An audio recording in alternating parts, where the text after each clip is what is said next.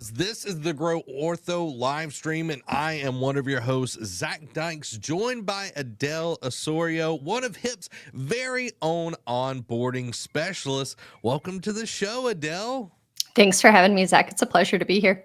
I am excited for you to be here, Adele, because we've got a great show planned for us. Everybody, let us know where you're from and what you're excited to hear about today's live stream, because we're going to be talking about some amazing follow-up stuff today. We're going to be fixing 3 profit leaks, okay? Unscheduled observation patients, no shows, and unanswered calls. We'll show you the exact numbers to watch for, a simple follow-up cadence that fills your schedule, and a phone script that converts every ring into revenue. Patch the leaks, and you'll add 6 figures without chasing a single new lead, because my gosh, chasing new leads, you know what I mean? Mm-hmm. It's like when you got all that money just sitting in there, just waiting on you. Waiting on you, Adele. So, Adele, before we jump into the meat and potatoes of everything, tell everybody a little bit about yourself and your experience within the orthodontic industry. Well, I can say orthodontics is a real passion of mine, and I started out as a treatment coordinator. That was about 2017, and I fell in love with it from the get-go, to be honest. And I luckily was working with a doctor that was passionate about explaining step by step and had really great systems in place at the time. And from being a treatment coordinator, rolled into marketing coordinator, and then rolled into management, and got to really jump in deep on some things. And, as that progressed, I think I fell more in love with orthodontics. And from that point, just wanted to challenge myself a little bit further and found myself here at HIP, now working with several orthodontists, and I love it.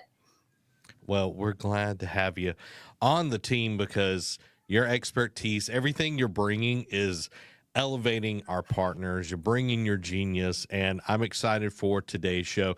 If you haven't already, make sure to hit the like button. Make sure to comment some good stuff. We're here. We're going to be answering questions. If you have any questions, please let us know, because it's going to be a great stream today, and I'm looking forward to it, because we come to you live almost every week with tons of amazing content. And we also put out an amazing podcast, the Grow Ortho podcast. And we just launched a new podcast, the Grow Dental podcast. So we're answering a ton of, just a ton of questions. We're giving a ton of value away for free each and every week. And I am so excited for this.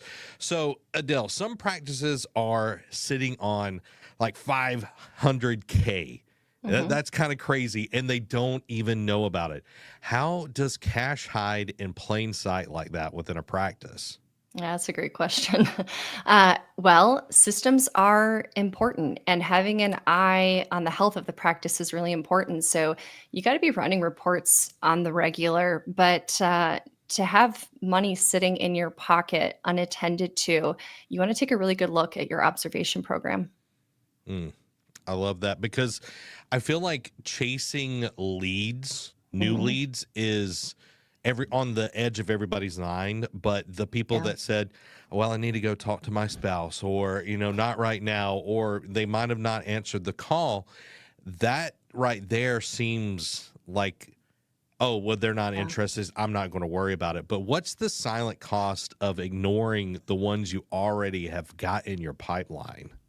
Well, the thing about observation is that it's a no-brainer. It's easy. They already like you. They've been coming to you, and you should have a rapport built up. So there shouldn't really be a reason for them to go elsewhere. And we tend to lose that when we're not tending to them and we're not building that value. So if they're not scheduling their next appointment to come back, or don't understand why they're coming in the first place for these observation appointments, you're losing them.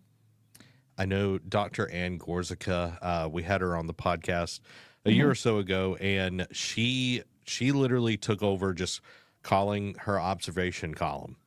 And she was like, it sounds weird that the doctor is doing this, but she's like, I proved to myself that what we consider calling too much Mhm. was not enough. And she called someone upwards of 30 times, just, Yeah. checking on them and trying to get them in. And when they finally came in, she was like, how many times do you think we called you? And they're like, maybe like 12. But she called upwards of 30 times. And it's like having that mindset shift is huge because most teams Mhm. quit calling after 2 attempts. They're like, I don't want to bother them. But Right. what's the magic follow up number before conversation and conversion starts to skyrocket? I don't know if there's a magic number, and I do remember listening to that podcast and resonating with that so much. I feel like I listened to it yesterday, so it's crazy. That was a year ago, but um, I think it's important to be consistent is really going to be your key because if you call once, they don't answer, call the next day. Change up your communication, send a message, send an email. I recall sending postcards out, even, like, how Mm, can I reach you? What's going to work here? And eventually you're going to get connected, but it's going to take more than two. And I would be willing to bet that on an average, it's probably about 15 to 20 touch points if they've really run stagnant. If you've got somebody who hasn't been to your practice in over a year, it's going to take some legwork. But if you're making a touch point once a month or once a week, you're probably not going to get it. yeah. And in this day and age, there's no telling how many Hmm. notifications that I get on my phone on the daily. And Right. I've turned off a ton of notifications, but I still get a bunch. And I have a ton of unread emails and Hmm. texts. Even people that I want to talk to, I still don't reply to their texts because I get inundated so Yeah. easily. And it's the same way with our customers. If we act that way, Hmm. that potential patient is probably going to act that way as well. Oh, yeah. So People are busy. They've got to schedule a to do list, right? Everybody does. yeah, and family, friends, whatever they're wanting to Mhm. do, it's like you've got to take that into account.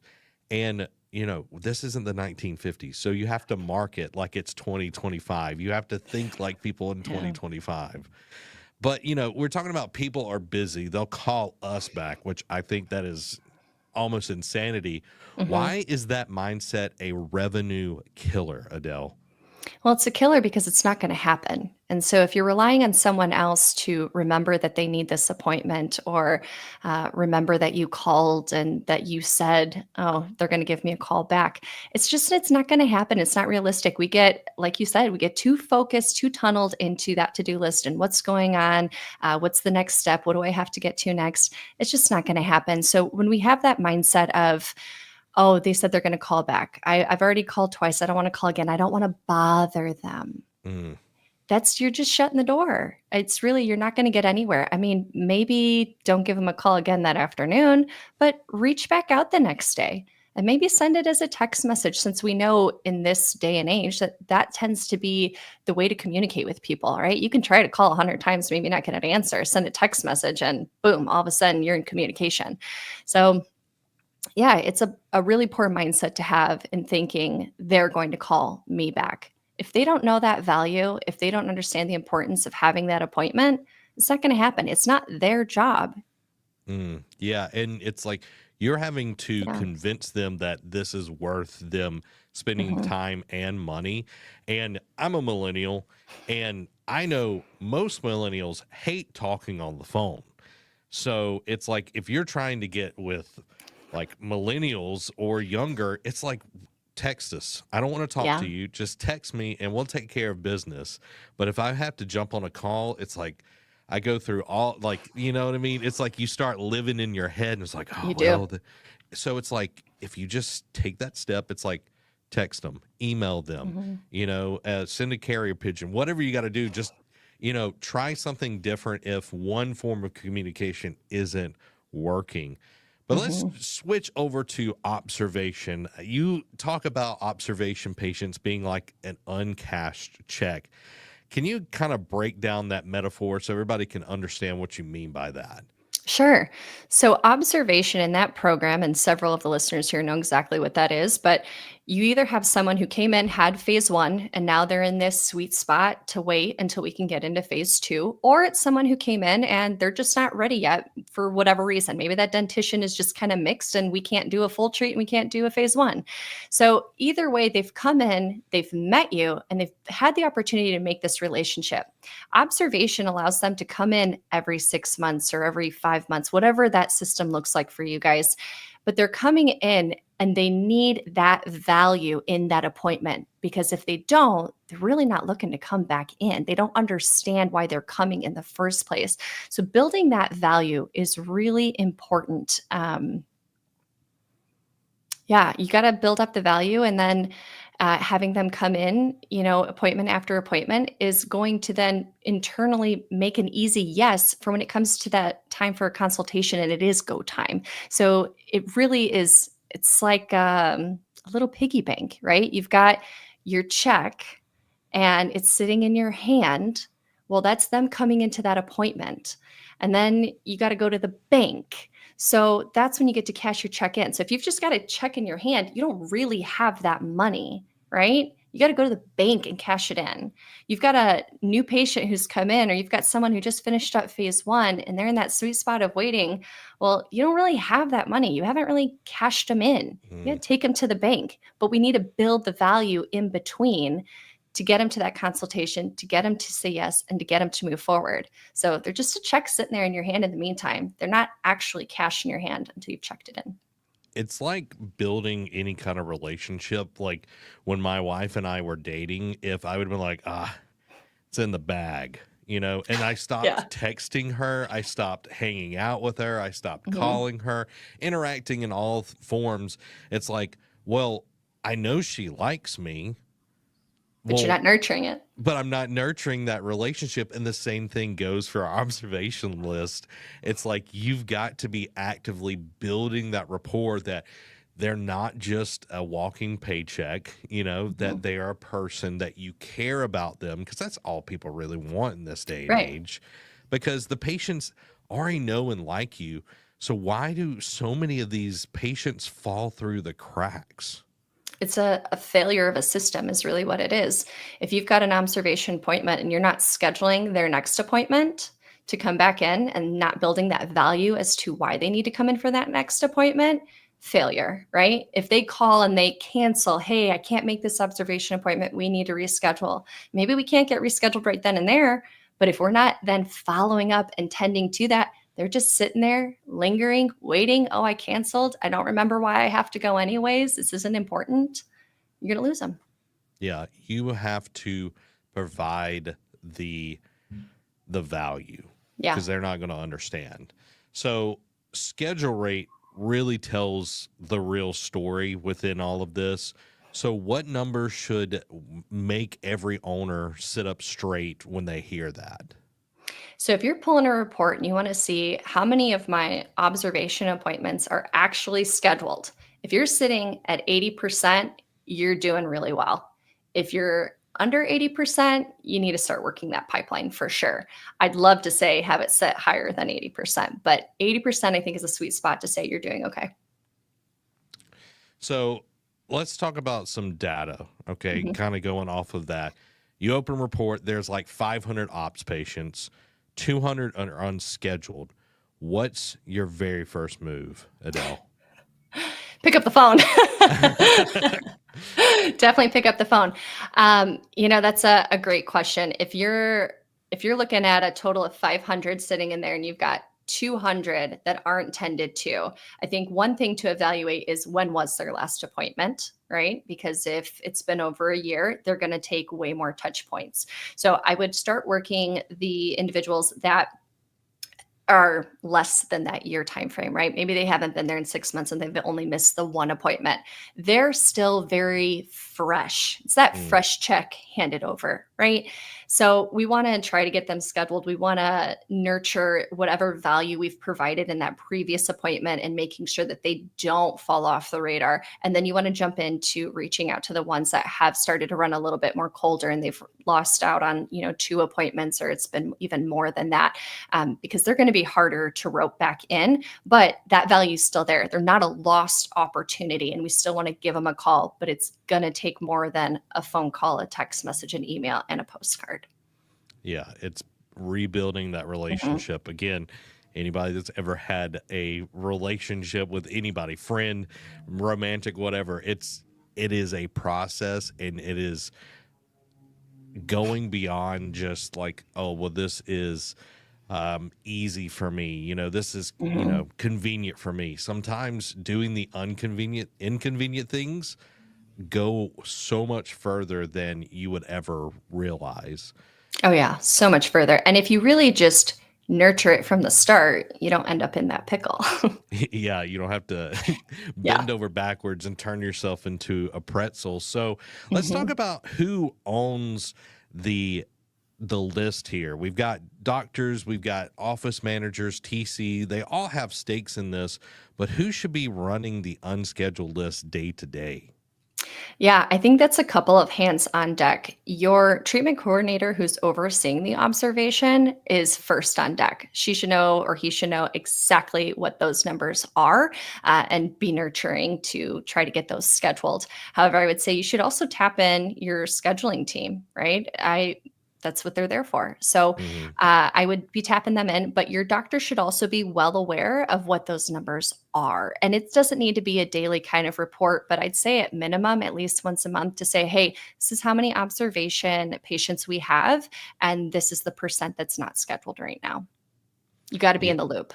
yeah, and it's like having that because you're building a system of accountability. It's not just one person's job. Everybody is pitching in, Mhm. everyone is holding each other accountable. And I know a lot of people tend to see the word accountability in the wrong way. It's like, no, you're doing this because you care. You're doing this because you want to perform your best. So let's Right. talk about some systems and accountability. So inspecting without micromanaging, how often should leadership audit these KPIs? Um, that is a pretty great question because you don't want to micromanage. And I think your best work around that is always offering to help. Because when I think you show that you're a team player, it's never going to feel like you're micromanaging. But I think that you should be on the know of that on the weekly and just checking in with your treatment coordinator, checking in with the scheduling team, right? Because it's going to go way beyond observation. There's scheduling for, how many people are we reaching out to and pending, and how many people no showed, and what are we doing for this and that. So I think as a leadership role, you should have eyes on all of that reporting weekly, and you should always offer to help when it starts to accumulate. Yeah, Dr. Bryce talks a lot about spot checking Mhm. and offering to help, spot checking where it's like, hey, how's the pending column going? You're just asking. You're not like in this crisis mode. You don't wait until there is a Right. crisis. That right there, it's like when your checking account is like, getting a little tight and you're like, you start feeling like I shouldn't check it. Like, you know what I mean? It's like, I don't want to check it because That's when you I need to check it. that's when you need to check it the Yeah. most. And it's like so many times doctors, they're doing so much. They've got so many things Mhm. on their plate. And it's like, well, if I check that, then I'm going to get, you know, worried about this or I'm going to have more stress on me. It's like, but maybe, you checking it, that's showing, hey, I care about what you're doing. What help can I give you? Who can I, put you with on the team that can make this more successful? It's really empowering the team. It is. And, Harrison always says people respect what you inspect. So just having a quick report handy to look at, you don't necessarily have to say something, but at least you're in the know and aware. But at least once a month, your treatment coordinator should be coming to you to say, hey, this is how many we have and this is how many are not scheduled, just to have that transparent conversation. Yeah. And you can be like, hey, you're crushing it on Right. obs or pending list or whatever it is. It's like, you don't have to just address it when it's bad. Oh, for sure. Yeah. I think giving a good attaboy is always welcome and appreciated. So let's talk about some re-engagement options. I know there's a lot of different options out there. Email blast, there's Mhm. calls, there's a text drip and everything. Which tactic do you feel wins fastest and why? It's 100% text message. Uh, like you said, people don't wanna get on the phone. Yep. Yep. I think those phone calls, though, are valid, and it gives you an Hmm. opportunity to possibly reach somebody. If you're calling my husband, he's probably gonna answer the phone. Me, on the other hand, it is gonna be text message, and I think that's a good portion of people nowadays is communication is a lot easier. It's at your fingertips, and you can jump into the next thing and you're not tied for whatever portion of time out of your day on a phone call. But I'd lean on text message, and I would utilize phone call, even if you have to leave a voicemail, because it does provide a very personal touch. But if you can't get connected, you got to lean in on text message. Yeah, it's making sure you're hitting all the different touch Mhm. points, because it's it continues to get larger on how many touch points that you have to give. It Mhm. was 17, then it's 14, and then, like, I think because our, like, attention spans are less than a goldfish now, it's literally like Yeah. 8 seconds and theirs is 9. It's like you have to reach people in different ways and different forms, and Yeah. being able to do that is huge, because you're actually going to get people to call back. And that's the whole Mhm. point of doing this. You're not just doing this to get a better secret shop score, you know? Right. And every couple of days, I think it's great to give 2 touch points, right? Make a phone call in the morning, in the afternoon, maybe you try to make another call, or maybe you do a text message instead. But it allows for that number to register and, oh, yeah, they called me earlier, or, oh, yeah, I got a message earlier, and they recognize. And it's a little bit easier to get connected, I think, when you give 2 touch points in a day. I wouldn't do that every day, though. That see that Yeah. those are those golden nuggets right there. Don't be Yeah. that busybody person that just like just Mhm. keeps popping up. You're just like, oh my God, I want to block them. So don't be Right. that type. But let's talk about missed calls. I know we've talked about ops Mhm. and all of that, but missed calls in general equals missed revenue. And Absolutely. let's like 10 missed calls a day could equal up to like $15,000 Mhm. lost. How do you plug that leak tomorrow if you were in an office? I think having phone recorded systems is amazing. And the technology and programs that are out there just give such great perspective for you. A lot of them allow you to pull that reporting. So when you see that you've got a few missed calls, that's one thing.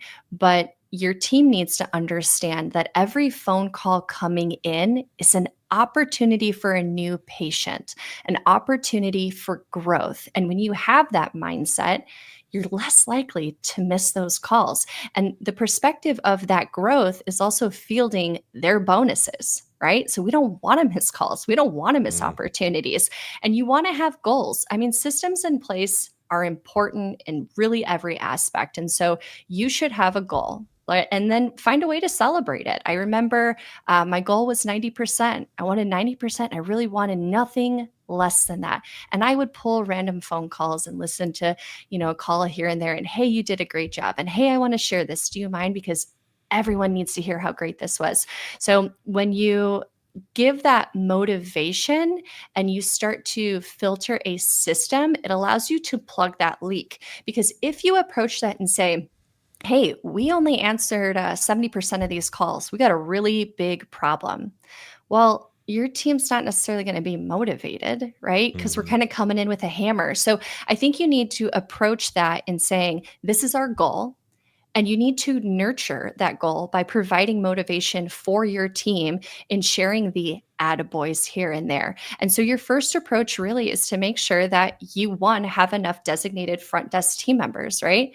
And is it reasonable to say that 2 people can answer, the average amount of phone calls we're getting Monday through Thursday? Or maybe on Tuesday at 3 o'clock, it's crazy busy and we really should have a third person. All right, well, let's get a part time person and let's plug and play so that things can actually run effectively and that your team isn't stressed, they feel supported, and that we're not missing any phone calls. So, having the ability to have those phone recording systems that give you all that great reporting allows you to know what you need on deck, where those busy points are, and allows you to also provide motivation for your team. I That right there just it just goes to show you, it's like when you know what to look for, it just makes perfect sense. Yeah, And practice beacon is a great tool to it start is. using. VoIP systems, of course, like knowing what your answer rate is going to Mhm. set you up for so much success. I know we talk about it, and it might be even more at this point, but if you miss one phone call a day, and it's Yeah, someone that would start over a year, that's $1 million lost in exactly. revenue. So every phone call, every single one. Yeah. Yeah. And it's like if you again going to the bonus structure, the if you reward the actions that you want to take, of course you don't say, Mhm. "Oh, you answered a phone call. Here's $10 to Starbucks." It's like, no, you don't Right. do that. You set the goal. It's like, they have to schedule, they have to come in. You put Mhm. things in place, but you're rewarding the action that you want to see over and over again. And as that becomes commonplace, you can move the goal a little bit further, and it's everybody's working on that because the front desk is the gate to your practice, but it Yeah. takes everybody, records going smoothly, TCs being able to convert, and then them to have an awesome time in the back with the Mhm. clinic. Yeah. And if that phone call isn't a pleasure kind of conversation, it's going to be harder to get people scheduled too. So I think the tonality and the conversation and the perspective of your staff being happy and wanting to call is what you want, which is why that motivation is so important. So let's talk about energy selling then. Yeah. What kind of like voice shift, that like tone shift that actually helps show rates on the spot? So while in practice, I would always say it with a smile. And I think it works. I think it's a, Oh a yeah. great, a great trick, right? Because people can tell the difference. You can listen to a phone call and it's like, are you enjoying your day? Like, am I an inconvenience to you? But when you say it with a smile, it doesn't sound that way. So I Yep. think tonality wise, you don't have to throw glitter and sparkle out there, sure, but you at least need to be engaging and pleasant to speak with. So say it with a smile when you're on the phone. Yeah, and it's you bringing the right energy could shift someone's whole day. Like they could be Absolutely. having an awful day, and it's like, oh, I gotta call the dentist. I Well, gotta and call the the orthodontist, and it's yes, like I don't want to talk to Marge. You know what I mean? And like if they're dreading that, they're not going to want to call.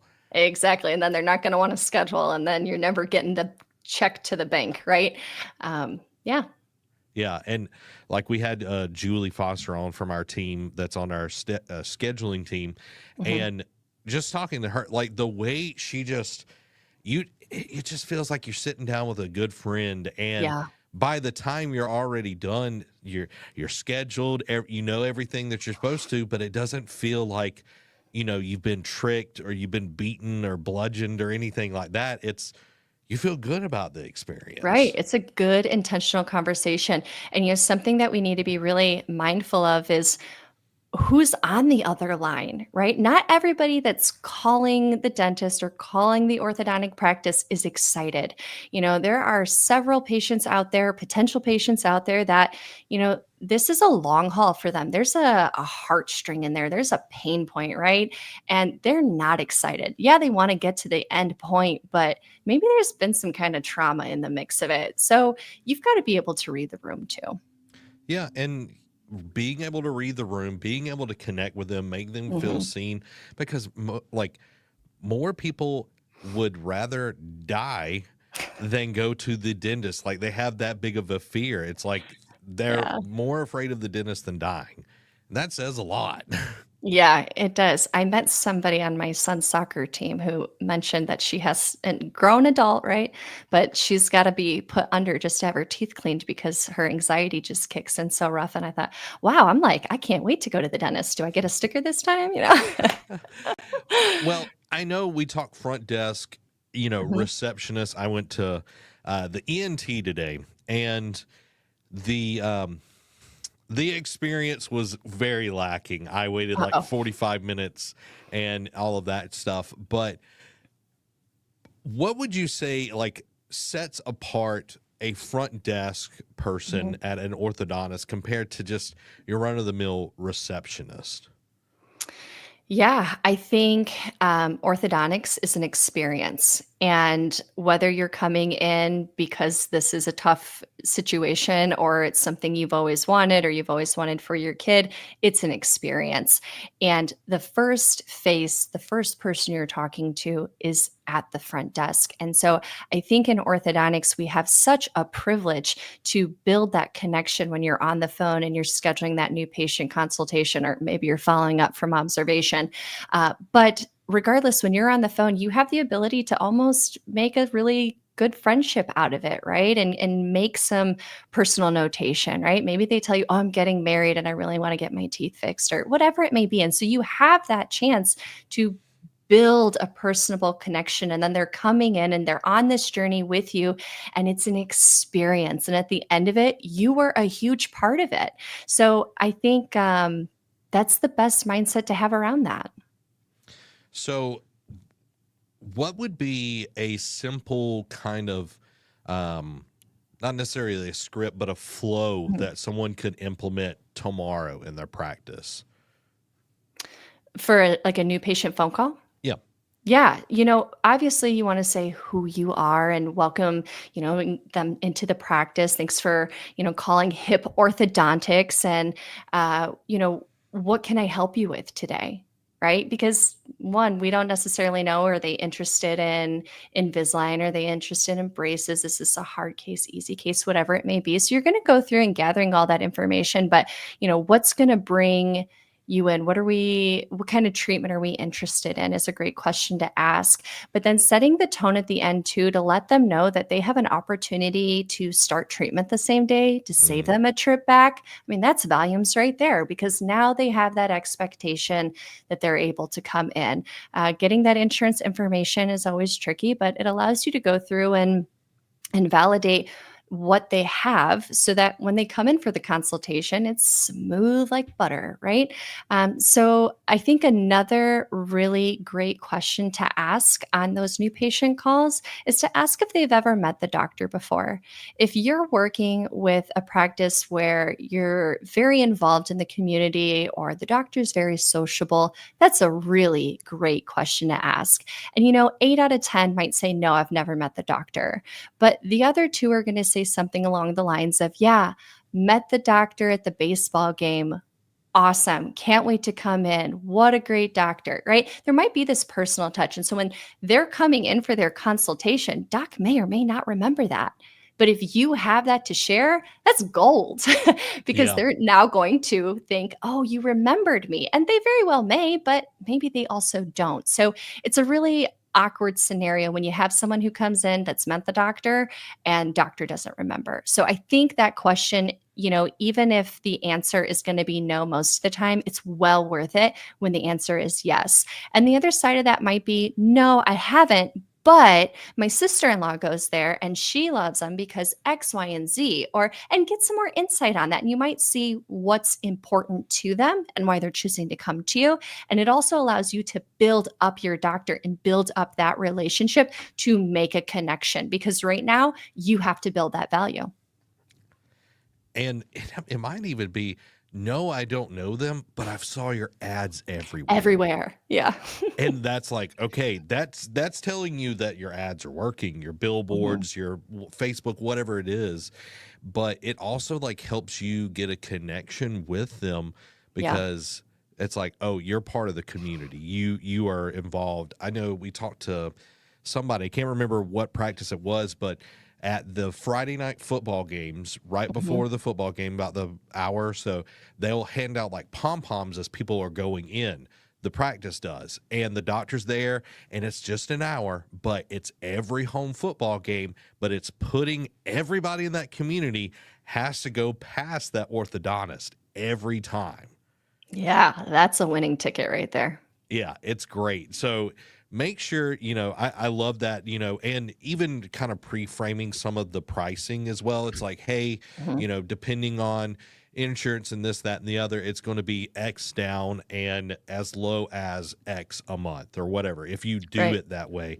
But that helps the TC not feel like they're surprising the person and they go into that fight or flight kind of brain pattern where it's like, oh, I got to figure out a way to get out of this. I need to talk to my spouse or whatever it is. Mhm. It's, you're prepping them, and then when the TC calls them before their appointment, they can even remind them again, but that's setting that Yeah. expectation.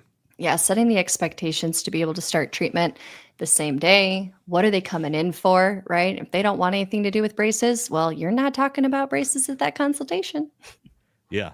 Yeah, it's like, Yeah. oh, well, I just want Invisalign then, or whatever, Hmm. clear aligners and everything. So it Yeah. helps set the expectation and making great notes while you're on that call, like having that ability to Hmm. just be like, hey, that way when the TC gets a hold of them, they're not starting fresh, having that kind of workflow and everything. So let's talk Yeah. about a playbook here. Before any new campaign, you're pulling three reports.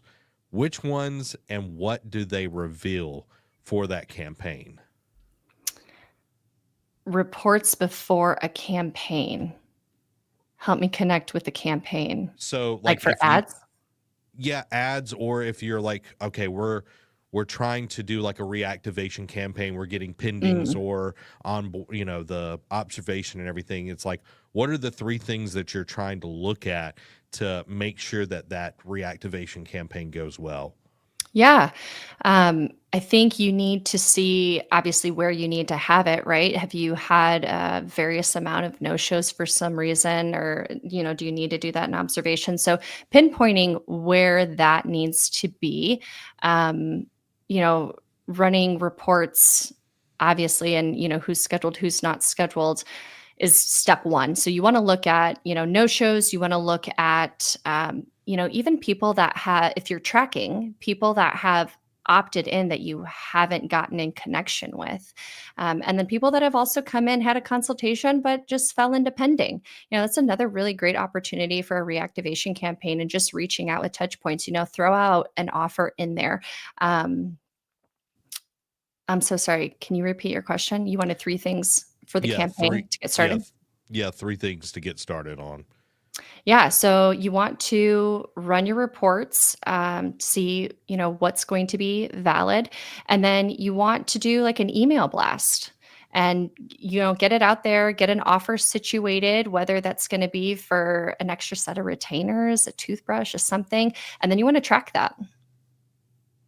I love it. I love Yeah. it. So, hypothetical here, you're in a Mhm. practice, Adele, and you've uncovered a $500,000 gap that's in Yeah. the practice.